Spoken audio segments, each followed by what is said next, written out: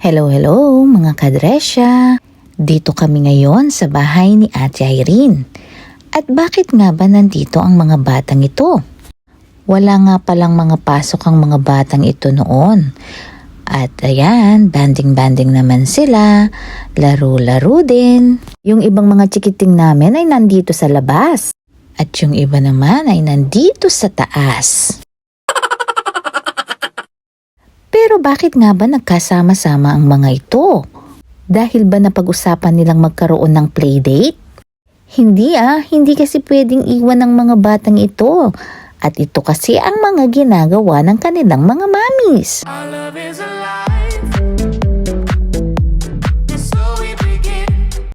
Ito naman pala yung ginagawa, ang pagpapaparlor sa isa't isa. Una na ngang sinalang si Sis Lani at Sis Myrel. At bago daw isa lang sa parlor na yan ay may libre pang pagkain. O san ka pa?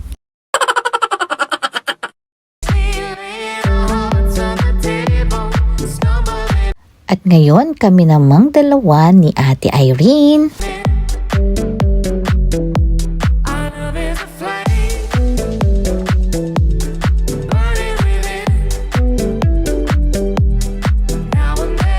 Pero parang nadaig naman ako dito kasi dala-dalawa pa yung nagkukulay sa'yo ate ha. O sige na nga, ikaw na, total bahay mo naman to. Kahit wala akong pambayad sis, ayusin may pagkukulay.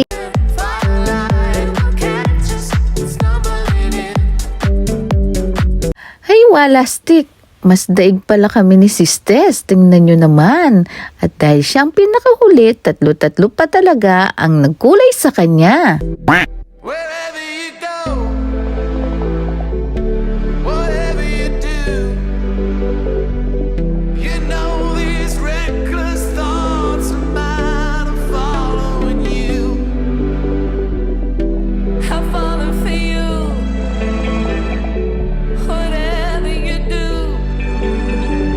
O san ka pa, libre pa ang pagbabanlaw dyan.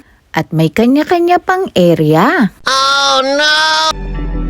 Baby, you show me so many things that I never knew. Whatever it takes, baby, I'll do it for you. O wala talagang panama ang parlor dyan. At may tipikal na tsismisan.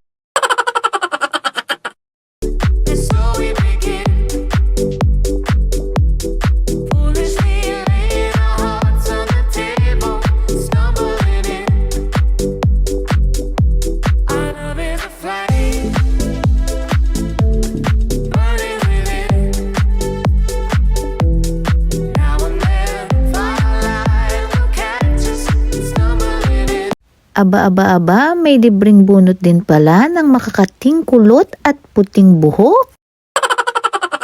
O ano, sa parlor nyo ba merong ganito? At syempre, hindi mawawala ang libreng masahe sa ulo. O san ka pa? O diba ang sarap ng feeling? Kaya heto naman ang resulta.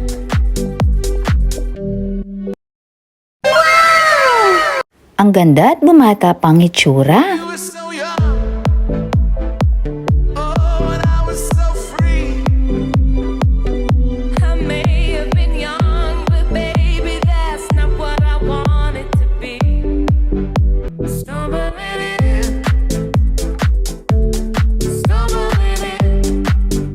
Salamat naman at hindi lang sumayang mga chikiting namin, kundi gumanda pa kami.